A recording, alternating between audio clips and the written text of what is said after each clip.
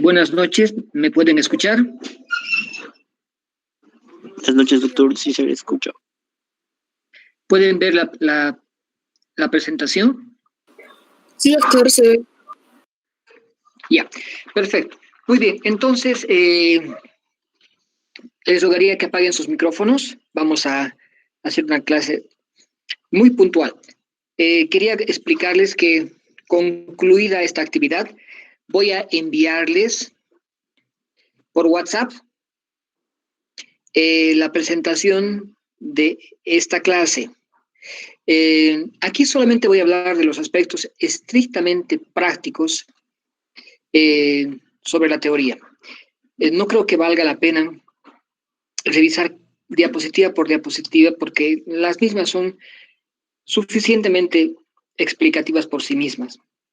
Entonces, primero, en la enfermedad diarreica aguda básicamente se trata de jugar un poco con la imaginación. Siempre recuerdo esta anécdota, porque cuando era estudiante como ustedes, yo tenía un profesor de fisiopatología y estábamos dando una clase estábamos asistiendo a una clase de tuberculosis y él decía, ¿puedo enseñarles cómo se hace el diagnóstico de tuberculosis con los ojos cerrados? ¿Me creen? Dijo él. Y todos estábamos mirándole con una pinta de escépticos, ¿no? ¿Me creen? Volvió a preguntar. Y alguien por allá respondió, no. Entonces, bien, les voy a demostrar cómo se hace. Él se sacó los lentes, tapó sus ojos con la palma de sus manos y levantó la otra mano en dirección al público. Estábamos pasando en el aula magna. Entonces, estaba él parado frente al auditorio, con sus ojos cerrados y con sus manos levantadas hacia el público. Y empezó a decir, tuberculoso, tuberculoso, tuberculoso, tuberculoso y tuberculoso y tuberculoso. Y así se pasó un buen tiempo diciendo lo mismo. Y bueno, por más que sea anecdótica la situación, pues él tenía razón. En realidad, todos teníamos la prueba de la vacuna contra la BCG y por lo tanto, si nos hacían un PPD, pues todos hubiéramos salido reactivos. Además que era una época en la cual la tuberculosis estaba en la época de la relocalización, donde toda la gente que trabajaba en las minas se había movido al trópico y se llevaron la tuberculosis con él. Así que cualquier persona que estaba tosiendo por más de 15 días, pues probablemente era un tuberculoso. Un poco recordando ese evento, yo podría hacer lo mismo para demostrarles cómo se puede hacer lo mismo con la diarrea. Yo como médico pediatra podría salir a la consulta, a la sala del hospital del Niño Manuel Asensio Villarreal, que es donde trabajo, y les diría, a ver, señoras, levanten la mano todos los que han venido al consultorio por sus niños con diarrea. Entonces, si ellas levantarían su mano, todas, yo me podría dar cuenta y las separaría. Muy bien, todas las mamás que han venido por diarrea, vénganse a este lado. Las otras mamás al otro lado. Bueno, ahora les voy a decir qué tienen sus hijos. Y lo primero que diría, deben tener diarrea aguda. Solamente por hecho de que tengan diarrea, yo podría hacer el diagnóstico de diarrea aguda. ¿En qué está basado ese ejercicio? Básicamente en la epidemiología, porque el 70% de las enfermedades diarreicas en los menores de 5 años corresponden a enfermedad diarreica aguda, el 10% a enfermedades diarreicas persistentes y el 20% a enfermedades disentéricas, usualmente también diarreas agudas. La disentería son deposiciones sanguinolentas. Pero ahí no terminaría este ejercicio de la clarividencia. Ahora les voy a decir por qué tienen diarrea sus niños. También voy a adivinar esto. Y les diría, muy bien, ahora como ya sabemos cuáles son las mamás que tienen diarrea, pero para estar seguros, todas las mamás cuyos niños tienen una diarrea menor a 2 semanas, vénganse a la derecha. Y las demás mamás váyanse a la izquierda. Con toda seguridad, más del 70% de mamás se moverían a la derecha porque sería una diarrea aguda y el restante se irían a la izquierda porque sería una diarrea persistente o crónica, pero serían la minoría. Bueno, ahora les voy a decir a las mamás qué tendrían por diarrea. Entonces podría ser lo mismo que hace mi profesor. Podría sacarme mis lentes, cerrar mis ojos y les voy a decir por qué tienen diarrea. Entonces cerraría mis ojos, levantaría mi mano sobre las mamás y les diría: gastroenteritis, gastroenteritis, gastroenteritis, gastroenteritis, gastroenteritis y gastroenteritis. ¿Qué tan posible será este diagnóstico? Pues básicamente debe ser si es que empleamos un mnemotécnico que se llama GAI. Pero no es para que estén pensando en este tipo de situaciones. Aquí el GAI se refiere a un mnemotécnico. Miren, aquí tienen la etiología de la diarrea en los lactantes, en los preescolares y en los adolescentes y en los adultos. ¿De dónde viene el GAI? No viene de una preferencia sexual, sino viene de un mnemotécnico. G de gastroenteritis, A asociada a antibióticos y intoxicación alimentaria. Entonces, si yo utilizo esta situación me daría cuenta, fíjense ustedes que estas son las principales causas de diarrea. Gastroenteritis, gastroenteritis, gastroenteritis. Intoxicación alimentaria viene a ser la segunda causa más frecuente. Y la asociada a antibióticos está en las 3 causas, es la que más se repite. Y después viene la otra que es infección general. Es decir, una infección urinaria, por ejemplo, podría causar una gastroenteritis. Una rinofaringitis,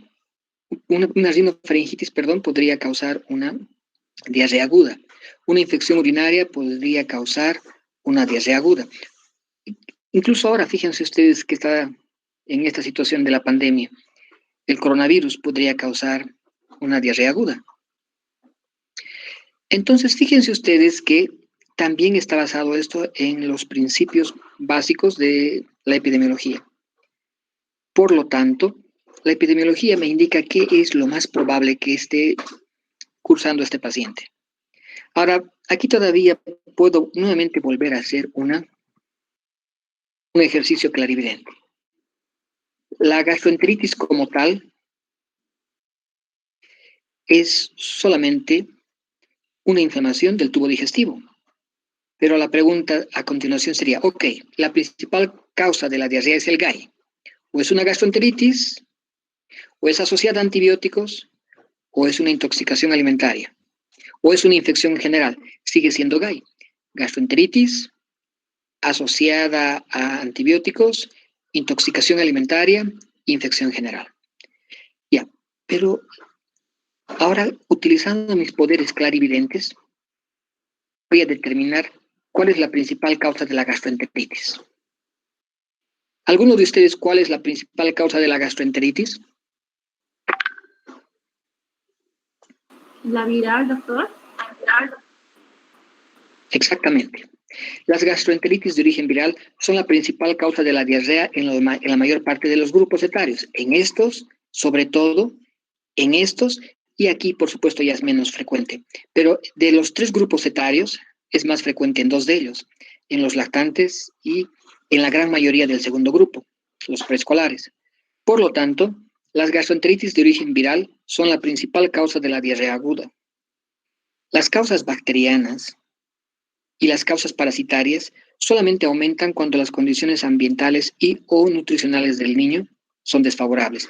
Ejemplo, bajo nivel socioeconómico, bajo nivel de escolaridad de los padres, Las razones son muy fáciles de suponer por qué, ¿no? Mayor hacinamiento, mayor disponibilidad de servicios básicos, en fin. El protocolo de estudio de la diarrea y la fisiopatología se puede entender con este organizador gráfico simplemente. En este organizador gráfico voy a desarrollar todos los principios generales de la etiología, el diagnóstico, la clínica y la fisiopatología.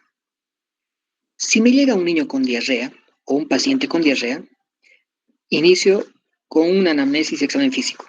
Y aquí voy a definir si es una enfermedad diarreica aguda, menor de 15 días. Si es una diarrea persistente, si es más de 2 semanas.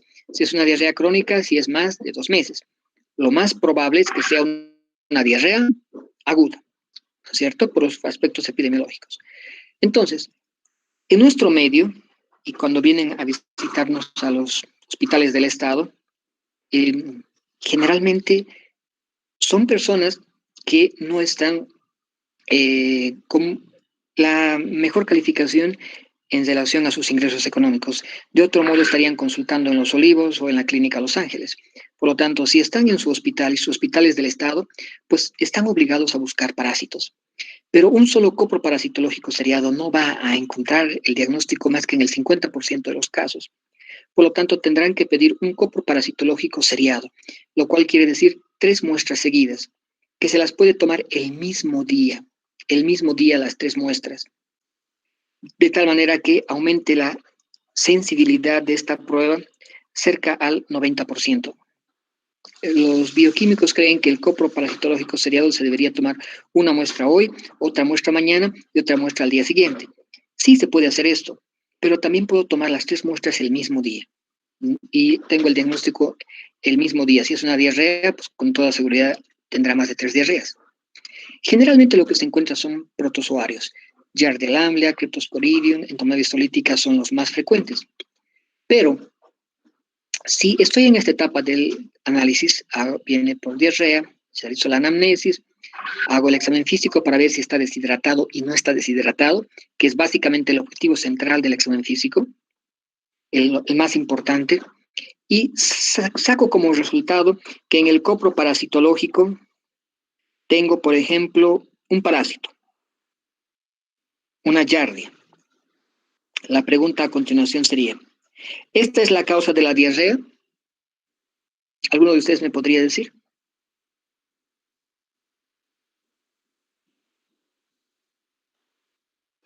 Para que quede claro lo que estoy preguntando.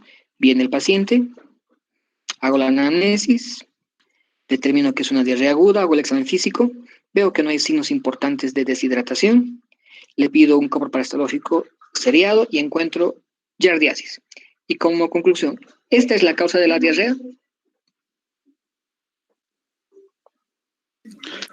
Yo creo que sí, porque la viral normalmente causa más deshidratación. Ya. ¿Alguna otra opinión más?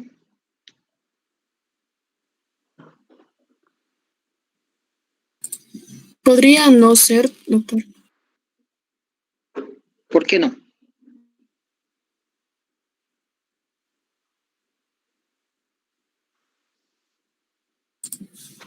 No estoy segura, podría haber una causa subyacente, tal vez haciéndole más exámenes. Para decir que esta es la diarrea, que esta diarrea es por parásitos, todos los exámenes de otras causas de la diarrea tendrían que ser negativos. ¿Qué otras pruebas han hecho aparte del coproparasitológico hasta acá? Ninguna. Solo han hecho un coproparasitológico seriado. Por lo tanto, solo estaban buscando parásitos.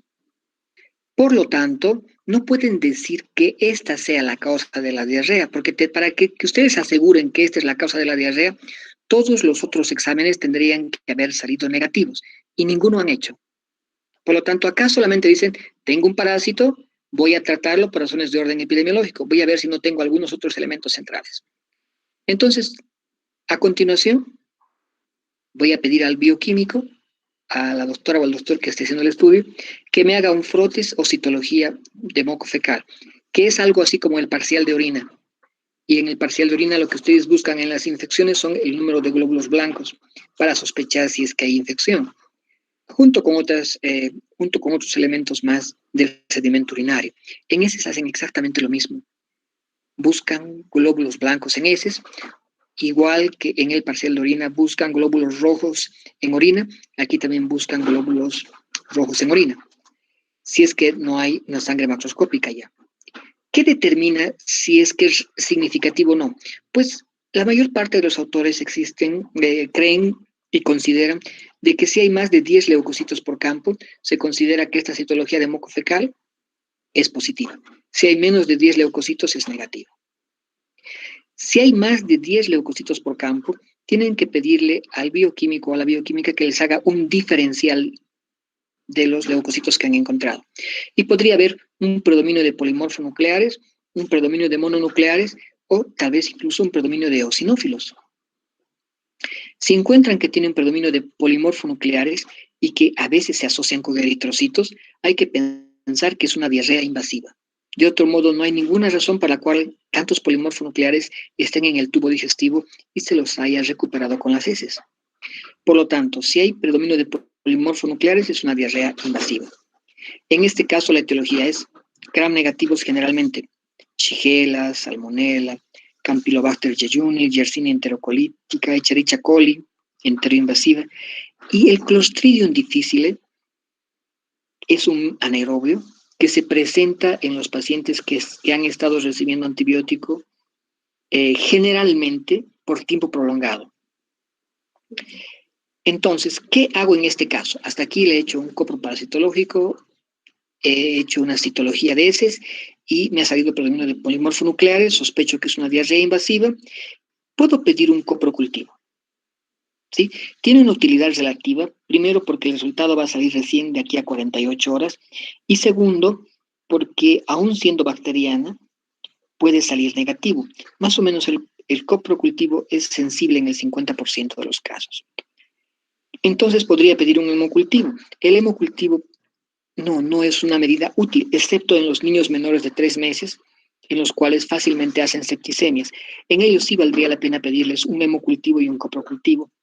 La mayor parte de las veces no es necesario ni lo uno ni lo otro de rutina, solamente el copro, su citología de moco fecal y listo.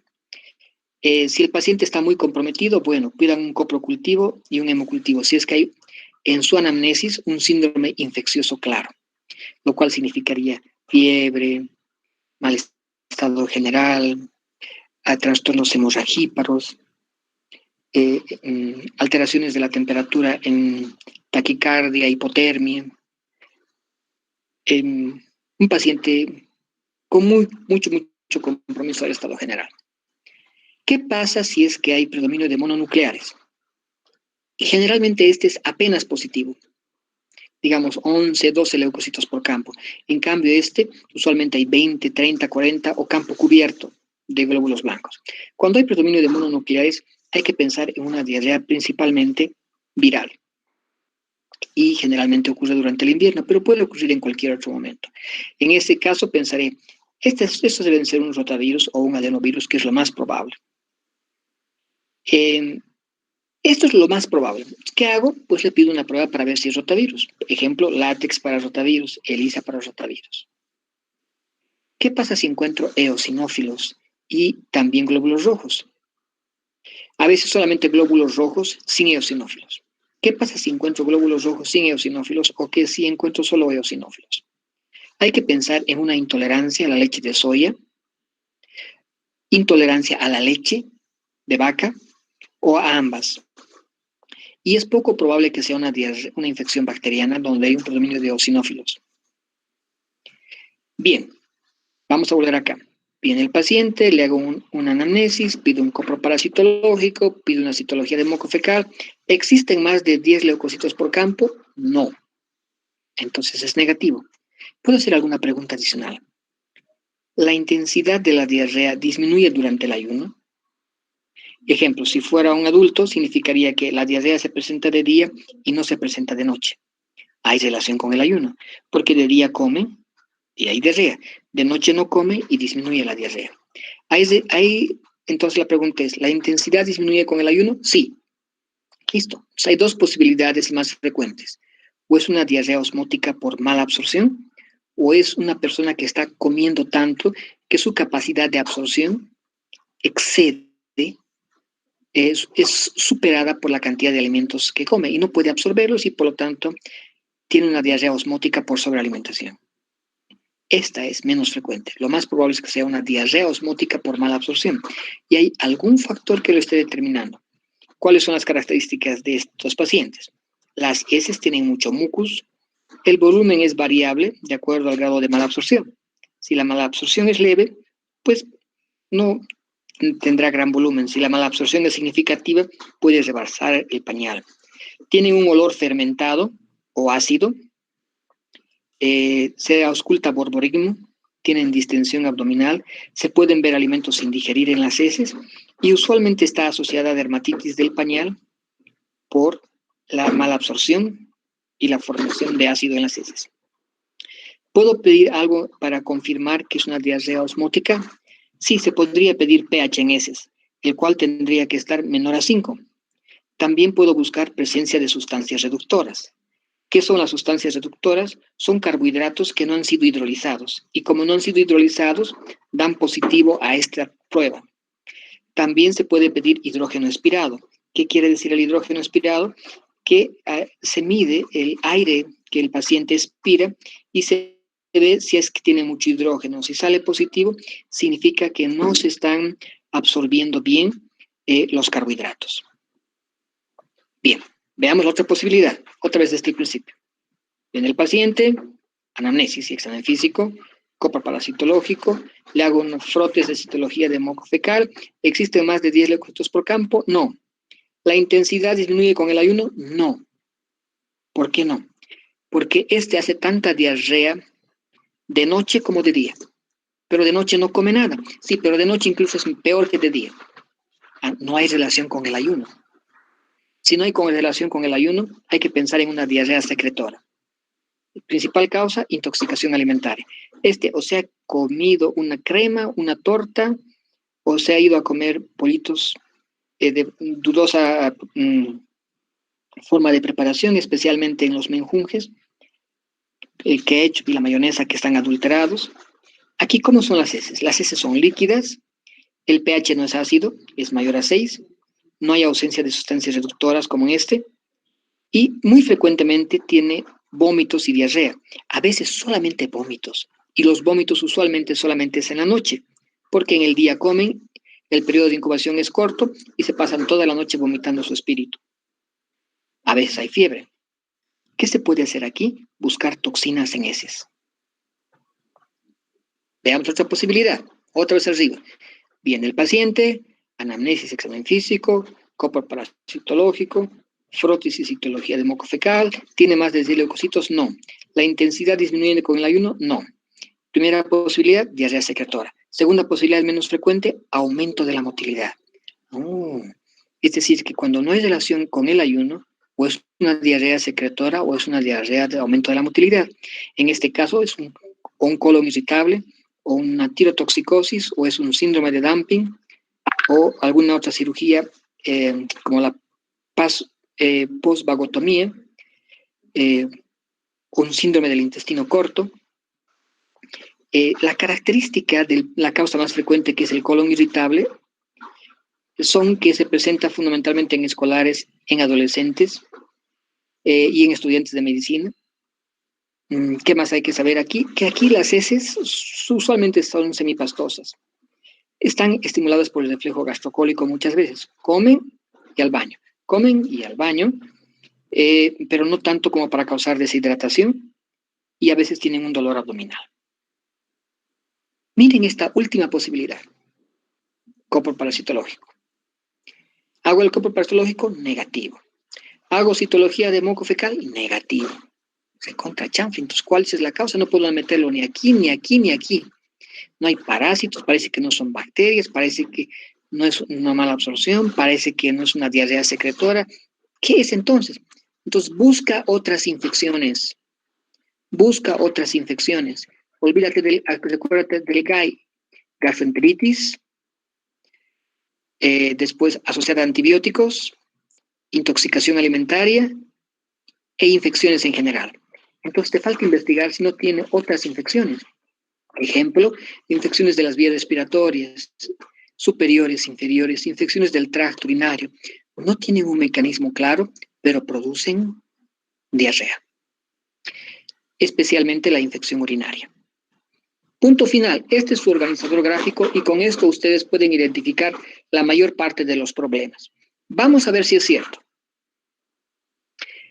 Es importante recordar que la digestión y la absorción tienen lugar en el intestino delgado.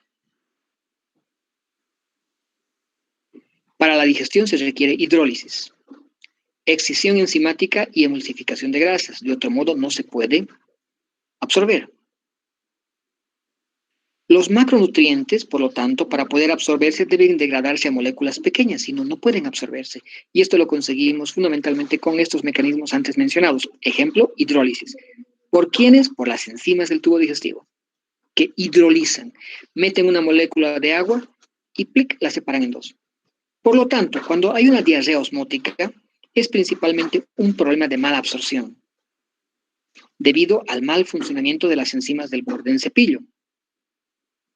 Ocasionalmente por otros macronutrientes que no pueden absorberse, como las proteínas, pero generalmente son los carbohidratos.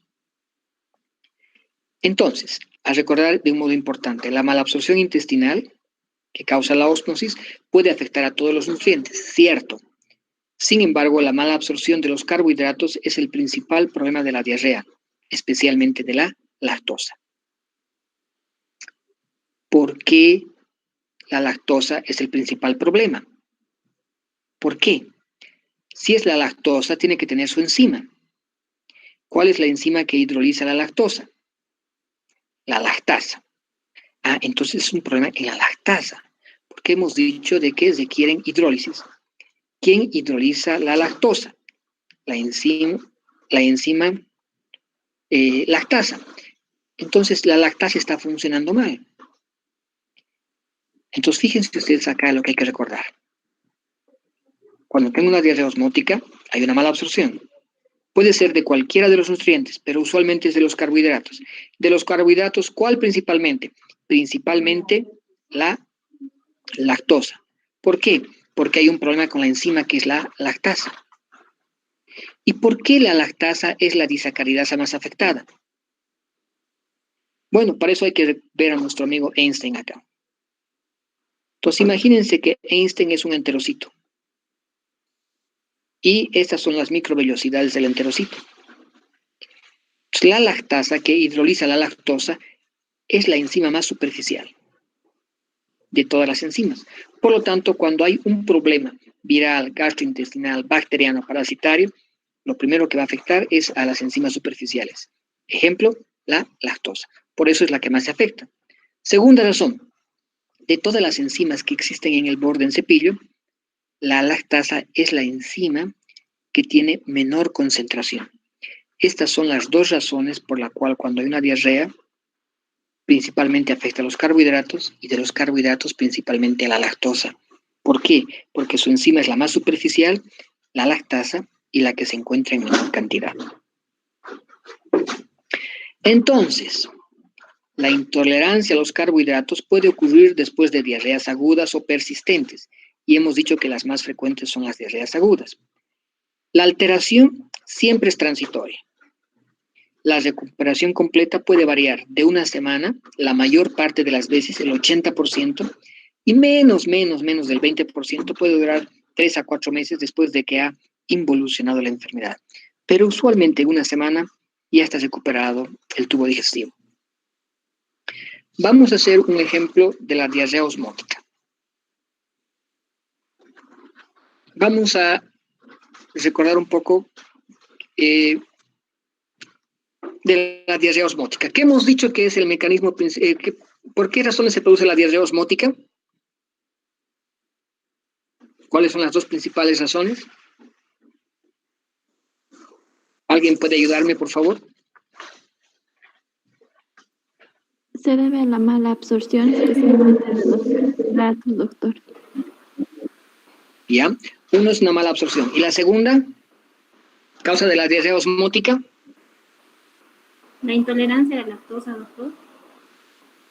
No, esa está relacionada con la mala absorción. Colon irritable. Exceso en los No, el alimentos. colon irritable no tiene que ver con eso. ¿Perdón? Exceso en la alimentación. Exceso en la alimentación. ¿Se han olvidado esto?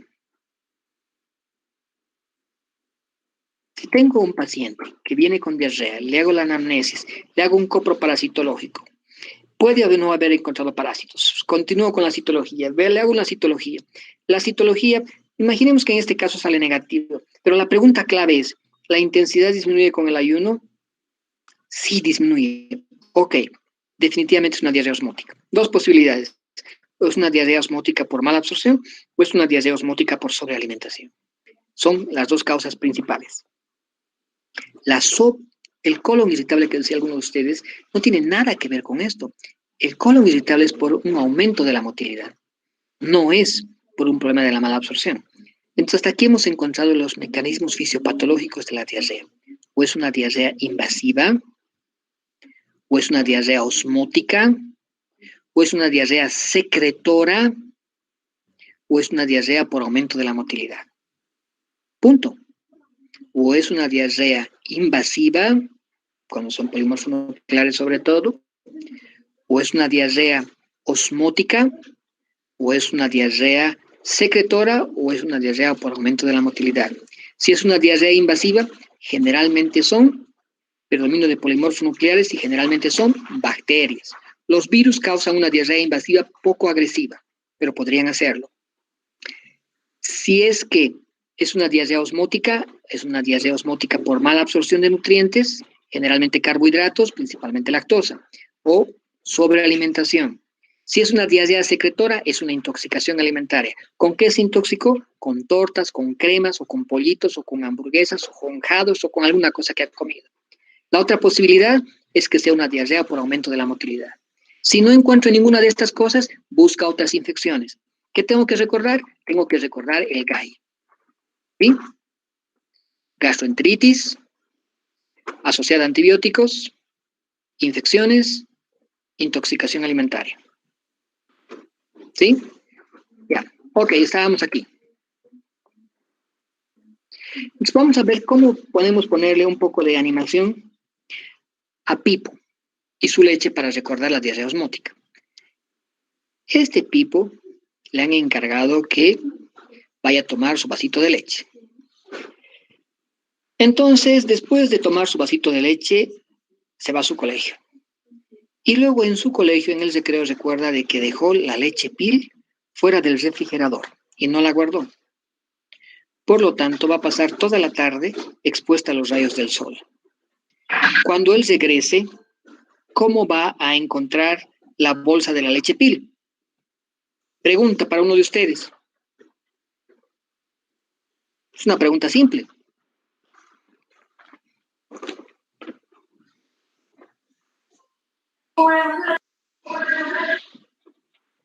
Cortada. Leche cortada. ¿Cómo va a estar la bolsa de la leche Pil? A la inspección.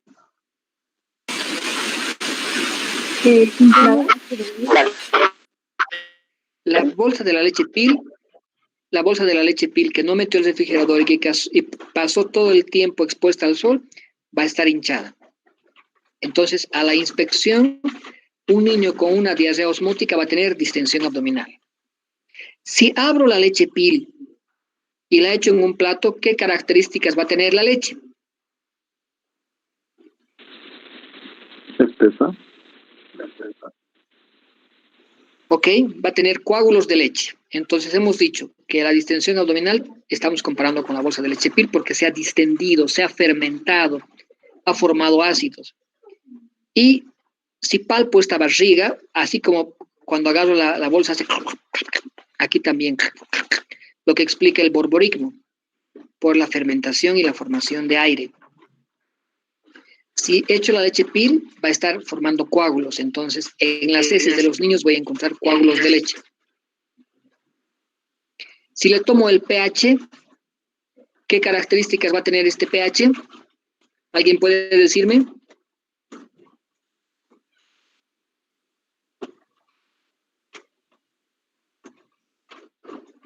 ¿Ácido, doctor? El pH de las heces. Ácido, doctor.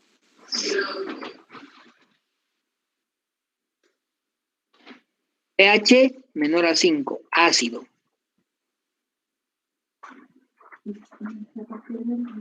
Entonces, cuando le tomen la prueba o el Clinitex, va a estar por aquí. Entonces, si el pH está ácido, porque se ha fermentado, la leche ha formado ácidos orgánicos, y entonces es por eso que esta leche, cuando ustedes sienten el olor, sienten un olor a leche fermentada o a leche ácida. Y si hago el pH, confirmo. Si tomaría el gas, tendría un aumento del hidrógeno expirado. Entonces, tomo un pH y estaría el pH ácido. También podría tomar otra prueba. ¿Se acuerdan qué otra prueba podrían tomar? Aparte del pH y los azúcares reductores.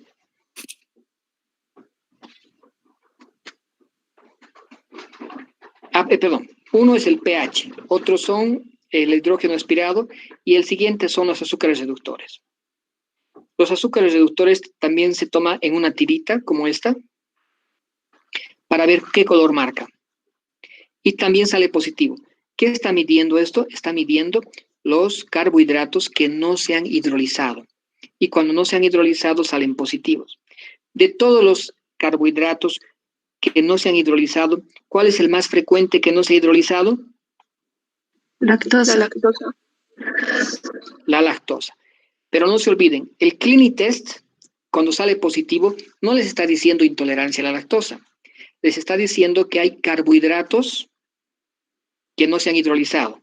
Pero ustedes asumen que lo más probable es que de todos estos carbohidratos, el que fundamentalmente esté determinando la positividad debe ser la lactosa.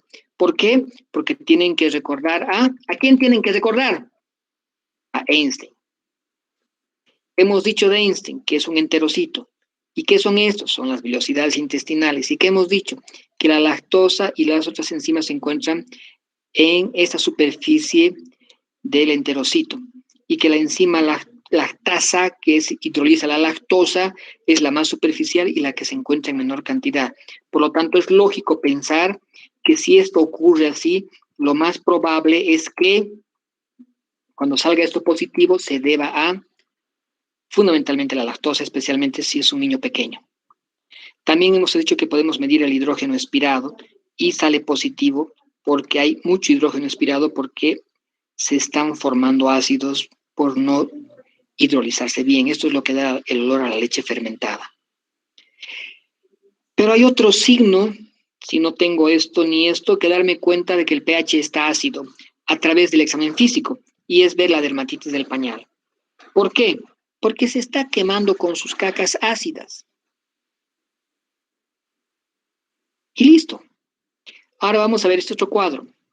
La diarrea secretora o intoxicación alimentaria. Para recordar, hemos dicho que la diarrea secretora es esta.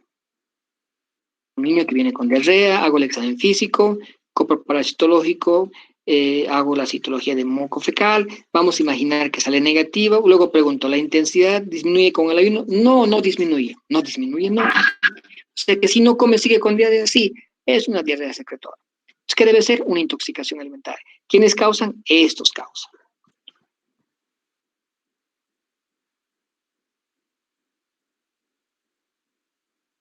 Entonces, Virus cholerae, Escherichia coli enterotoxigénica, Staphylococcus aureus, Bacillus cereus, Citrobacter, Cryptosporidium, Clostridium perfringens.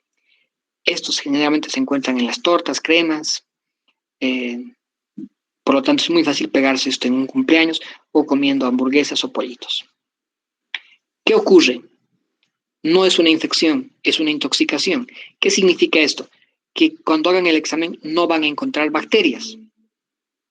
Pero el problema no son por las bacterias, es por las toxinas que producen las bacterias.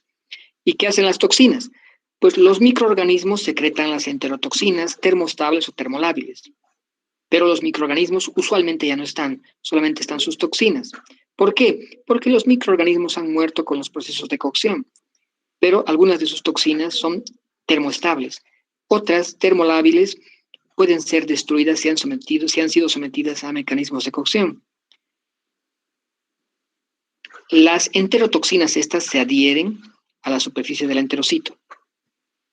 Y las enterotoxinas estimulan mediadores intracelulares denominados segundos mensajeros. El GMPC, relacionado con las enterotoxinas termoestables, o el AMPC, relacionado con las enterotoxinas termolábiles.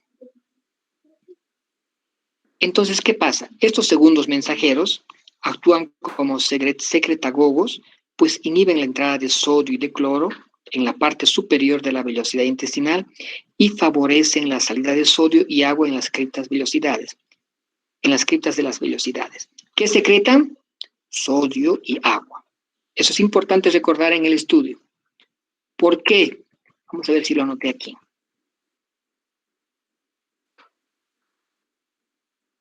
Aquí está. Veamos. Aquí en las heces el pH ya no es ácido, hay ausencia de sustancias reductoras, puede asociarse a vómitos y fiebres, busque toxinas. Aquí yo podría aumentar algo más. Si miden electrolitos en heces, aquí estarían aumentados. ¿Por qué estarían aumentados los electrolitos en heces? Estarían aumentados porque se están secretando por acción de las enterotoxinas.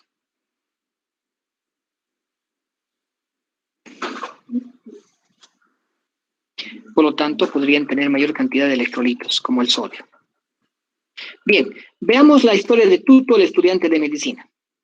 Este es Tuto, y antes del coronavirus se iba a comer sus pollitos en los lugares más baratos, porque como todo estudiante de medicina no tenía platita. Y después se va a su casa. Entonces, come de día y luego presenta por la noche, por el periodo de incubación es corto, y por la madrugada, fiebre, dolor abdominal, y a veces pasa todita la noche vomitando su espíritu. O a veces todita la noche con diarrea. Pero no estaba comiendo nada en la noche. Ah, no hay relación con el ayuno. ¿Y qué tenía? ¿Vómitos? Pues Tuto puede tener solo vómitos, nada más, toda la noche. O puede tener diarrea toda la noche y nada más. Y a veces tiene las dos cosas, vómitos y diarrea. Este paciente fácilmente puede terminar deshidratado si es que no se ocupa de rehidratarse. Los antieméticos tienen muy poca utilidad porque el organismo va a tratar de eliminar la sustancia que ha ingerido y las mismas toxinas causan los vómitos. Por lo tanto, el mejor tratamiento es reposo intestinal e hidratación, a veces por vía endovenosa. El cuadro habitualmente dura un día, muy rara vez más de 3 días, excepcionalmente una semana. La mayor parte de las veces es un día. Entonces, ¿cómo hago el diagnóstico de la diarrea secretora? Le pido una citología de moco fecal. ¿Qué tendría que salir? Negativa. Mido el pH. ¿Cómo tendría que estar el pH? No está ácido. ¿Qué más? No tendría que tener sustancias reductoras. ¿Por qué? Porque no es una diarrea de malabsorción. Puedo buscar toxinas en heces. Y también puedo encontrar otras causas de diarrea secretora que les he presentado en la clase teórica que ustedes van a revisar. La diarrea invasiva, ¿qué es esta?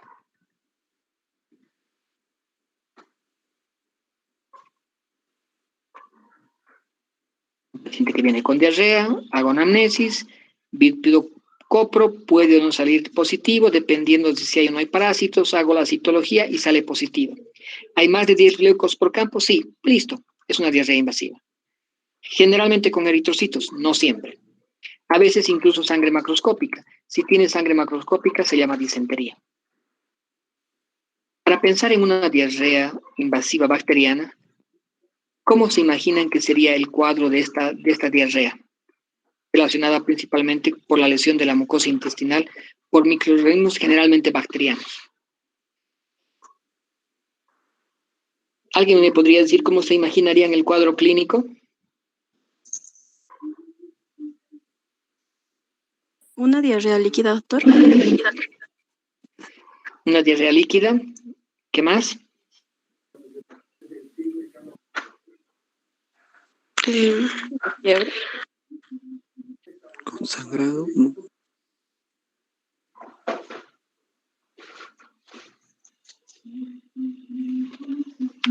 Miren, si presentaron una diarrea macroscópica, una disentería macroscópica, es decir, sangre macroscópica en heces, o sangre microscópica en heces, con leucocitos, es una diarrea invasiva. Usualmente cuando son bacterias, tienen un síndrome tóxico infeccioso, fiebre, astenia, dinamia, hiporexia. El paciente está muy comprometido. Cuando las causas son parasitarias, por ejemplo, las amebas, pueden tener diarrea, pueden tener un predominio de polimorfo nucleares no muy elevado, pueden tener sí sangre en heces, pero no hay síndrome infeccioso, generalmente, es decir, no hay fiebre, no hay gran compromiso del estado general, pero asusta la sangre macroscópica en heces.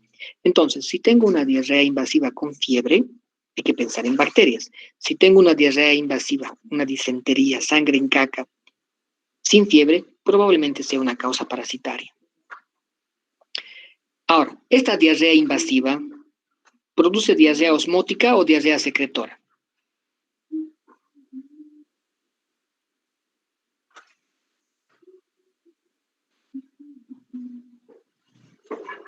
¿Qué dicen? Secretora.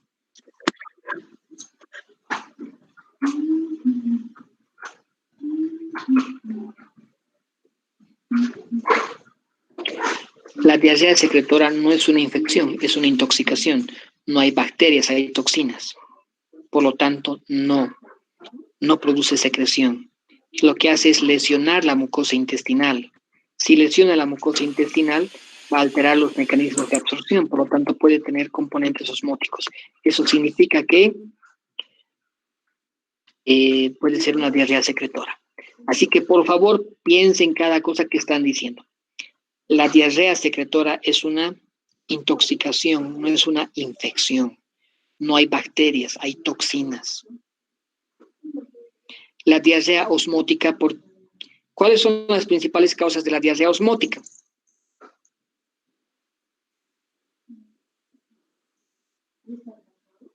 Mala absorción. Mala. Sobrealimentación. Ese es el mecanismo. Pero ¿cuál es la principal causa de la diarrea osmótica? Ese es el mecanismo. El mecanismo es diarrea osmótica.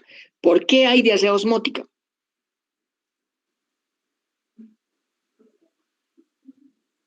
Porque los enterocitos no pueden hidrolizar los carbohidratos. Ese es el mecanismo. Pero ¿por qué está alterándose el mecanismo? ¿Por qué? ¿Por qué está ocurriendo eso? ¿Cuál es la etiología? Me están explicando la fisiopatología, pero quiero explicar, ya sé el mecanismo, ya me han hecho entender, pero ¿por qué está funcionando ese mecanismo? ¿Qué ha llevado a producir la diarrea osmótica? Diarrea invasiva. ¿Perdón?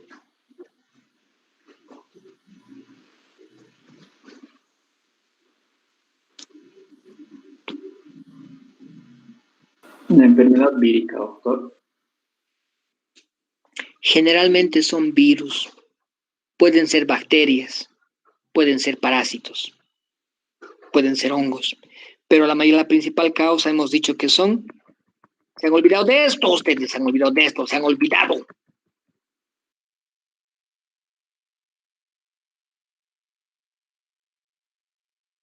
Gastroenteritis. ¿Cuál es la principal causa de la gastroenteritis? Virus. Siguiente causa, bacterias. Siguiente causa, parásitos. Pero la causa más frecuente es la causa viral. Entonces, cuando les estoy preguntando esto, aquí, ¿cuál es la causa de esta diarrea invasiva? Pues si es con fiebre, probablemente sean bacterias. Si es sin fiebre, probablemente sean parásitos. Cuando hay sangre en heces. Cuando hay sangre en heces, ¿estás con fiebre? Probablemente sean bacterias.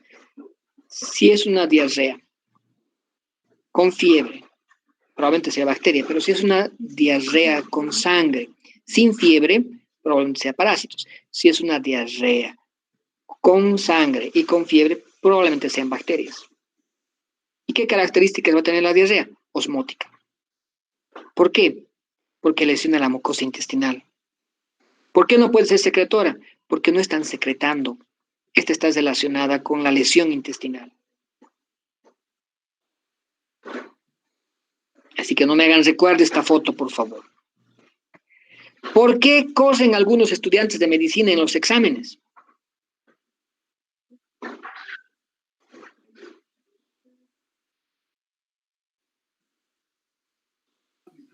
¿Cuál es su hipótesis?